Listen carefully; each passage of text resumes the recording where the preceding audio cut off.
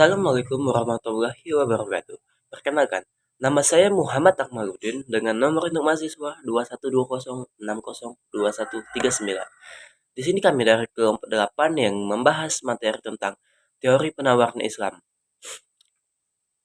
Di sini saya akan menjelaskan apa pengertian teori penawaran Islam. Teori penawaran Islam adalah teori yang menerangkan hubungan antara permintaan terhadap harga yang merupakan pernyataan positif. Teori penawaran terhadap harga, yaitu apabila penawaran naik, maka harga relatif akan turun. Sebaliknya, bila penawaran turun, maka harga relatif akan naik. Selanjutnya yaitu asumsi-asumsi dalam penawaran, yang terdiri dari 3 bagian, yaitu yang pertama, homo economics, yang kedua, rasionalitas, dan yang ketiga, netral terhadap nilai. Yang pertama tadi yaitu homo economics. Manusia sebagai homo economics berarti manusia dapat mengadakan usaha atas dasar perhitungan ekonomi. Dan yang kedua tadi yaitu rasional. Rasional adalah suatu pola pikir di mana seseorang cenderung bersikap dan bertindak berdasarkan logika.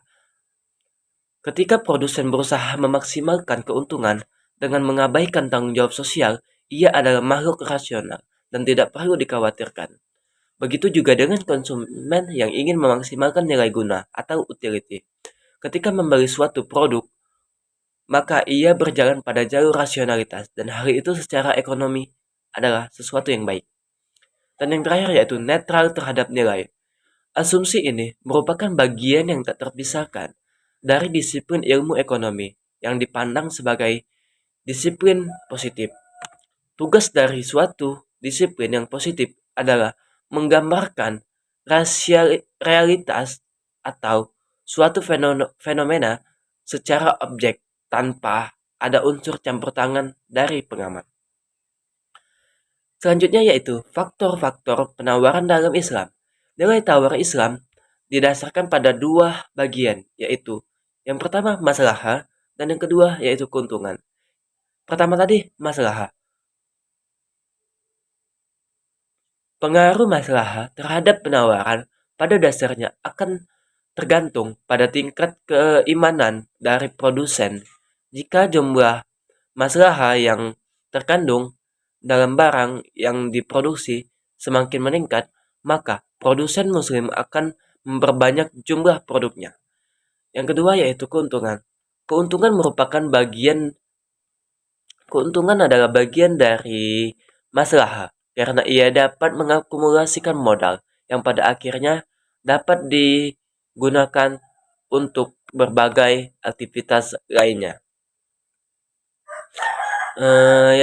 Kemudian berbagai faktor yang mempengaruhi produsen dalam menawarkan produknya pada suatu pasar. Di antaranya yaitu yang pertama, harga barang itu sendiri.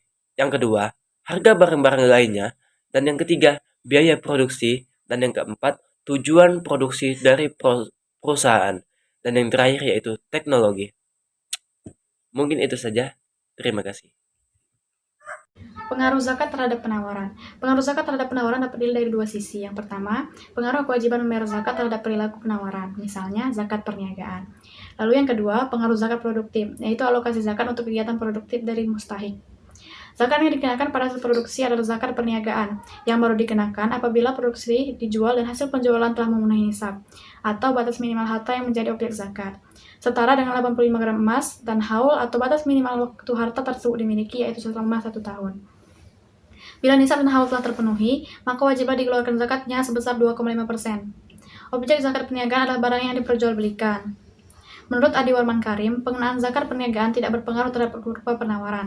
Tidak seperti pajak yang mengakibatkan komponen biaya meningkat. Justru, adanya pengenaan zakat perniagaan membuat perilaku memaksimalkan keuntungan seiring dengan berjalannya perilaku memaksimalkan zakat.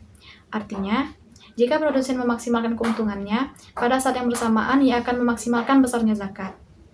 Jika kita membahas sisi pemanfaatan zakat untuk kegiatan produktif dari mustahik, maka zakat yang diberikan itu akan membuka peluang memproduksi sesuatu.